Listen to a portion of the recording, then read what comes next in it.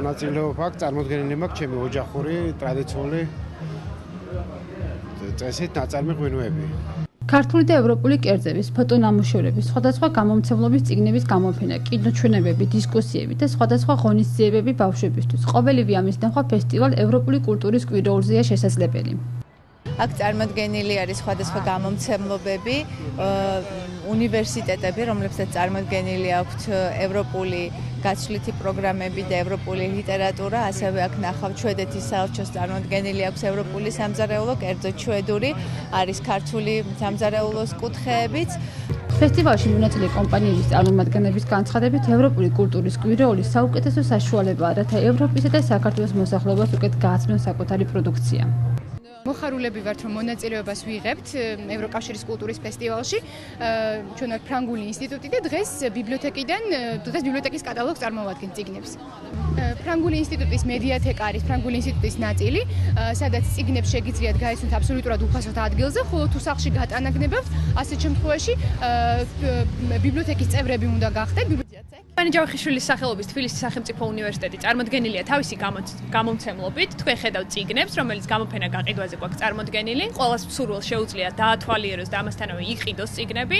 გარდა ამისა, გვაქვს წარმოდგენილი სტუდენტური პროექტები სხვადასხვა მიმართულებით. ეს არის ლიტერატურული პროექტები, ასევე მარკეტინგული პროექტები და ასე შემდეგ. ყველა სტუდენტს, ვისაც აინტერესებს თბილისის სახელმწიფო უნივერსიტეტი, შეუძლია რომ გვეწვიოს ჩვენს პავილიონში და ჩვენ ყველანაირად გაუმასპინძლდებით. გარდა ამისა, გვაქვს ძალიან საინტერესო გათამაშება. ასევე ერთ-ერთ პროექტთან დაკავშირებით 10 წიგნი გვაქვს არჩეული მხატვრული ლიტერატურიდან, შეუძლიათ ნებისმიერი მათგანი აირჩიონ და 30 კითხვიანი ტესტი შეავსონ, მოიგონ სუვენირები და ასევე ჩვენი გამომცემლობის წიგნები. შვედეთის საელჩო მონაწილეობს მე მგონი ყველაზე წარმოსადგი პროგრამით ევროკავშირის ამ კვირაულზე. დღევანდელი დღე მთლიანად გვაქვს მიცნული შვედური სამზარეულოსთვის, ყველაზე ცნობილი წარმოსადგი შვედური საკვებისთვის, როგორც ხედავთ, და გვაქვს დაწესებული სიმბოლური ფასი.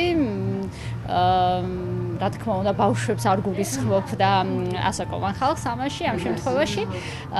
ხვალ გვექნება გამოფენა, რომელსაც ქვია შვედური ოჯახის მაგალითი. და იქნება გენდერული ასპექტი იქნება მან წარმოდგენილი.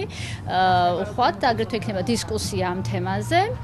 ფესტივალი 25 სექტემბერს ევროკავშირის წარმომადგენლობამ საქართველოში გახსნა. ღონისძიებაზე შვედეთიდან სპეციალურად მოწვეულმა ჯგუფმა თითქმის იმღერა. ჯგუფი ფესტივალს მუსიკალურად მთელი კვირის განმავლობაში გააფორმებს.